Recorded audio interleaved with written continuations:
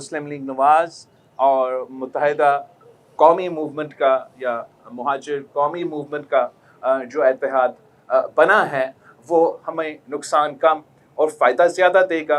जहाँ तक मौलाना फैज़ुल रहमान की बात है, मौलाना फैज़ुल रहमान साहब की सियासत मुल्क भर में है, सिंध में भी है, बलूचिस्तान में भी है, पख्तूनख्वा में भी है और हम इंशाअल्लाह ताला उनसे इंगेज करते रहेंगे और इलेक्शंस भी साथ भी लड़ सकते हैं, एक दूसरे के मुकाबले भी कर सकते हैं उसमें। जो उस वक्त जनरल बाजवा साहब खुद और एक पैगाम आया था कि हम न्यूट्रल है, वो उसी न्यूट्रल सूरत हाल में हम कामयाब हुए।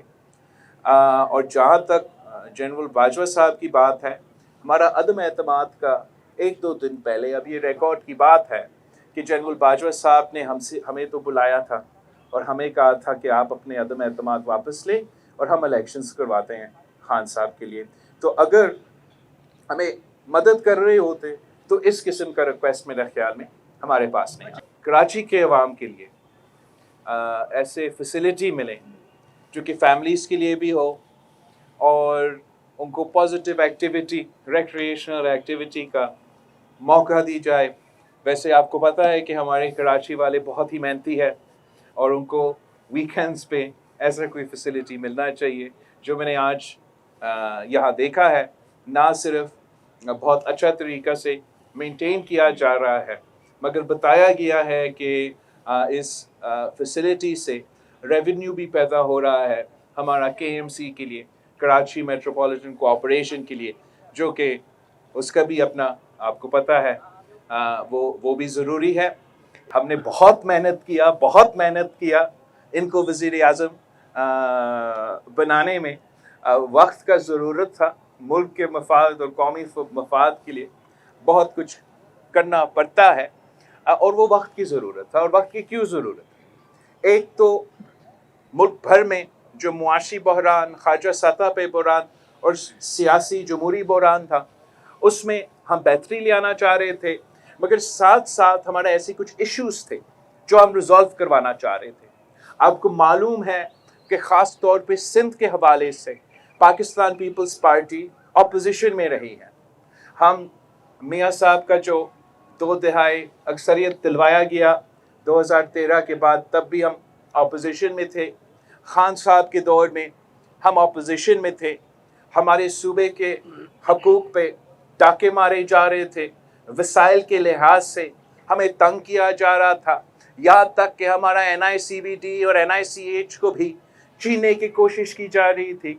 तो हमने उनके साथ होते हुए इस चीज़ का ज़रूर फ़ायदा लिया कि चाहे वो हमारा NICVD का हॉस्पिटल्स हो, वो वापस हमारे कब्ज़े में आ चुके हैं, चाहे वो हमारे सैलाब मुतासरीन को मदद दिलवाने की बात हो। उस सिलसिले में इसका फ़ायदा हुआ कि हम वफाक के हिस्से थे। जहाँ तक किंग्स पार्टी की बात है, वो ना सिर्फ पंजाब में, वैसे मुल्क भर में हर इलेक्शन में किसी न किसी सूरत में सामने आते हैं। मगर इंशाअल्लाह ताला जो अब अगले साल इलेक्शंस होने जा रहे हैं, उसमें किंग्स पार्टी का वही हाल होगा जो हमने 2008 में किंग पार्टी का किया था। इस किस्म के जमाते को बनाने का मेरा ख्याल में एक गलत तासुर जाता है। एक तो किंग्स पार्टी का तासुर तो अपनी जगह, जो इससे पहले न्यूट्रलिटी का सवाल मुझसे पूछा गया, उसके बारे में जब इस किस्म के पार्टीज़ को पैदा किया जाता है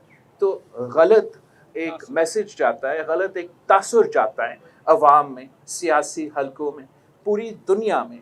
मगर साथ साथ मैं आपको बताऊं कि पाकिस्तान के अवाम में जो सियासी शऊर है वो इस हद तक अब भर गया है कि हर इलेक्शन में हमने ये देखा है कि जो बागी होते हैं अपनी जमातों से, उनको इलेक्शन में इसका कीमत अदा करना पड़ता है।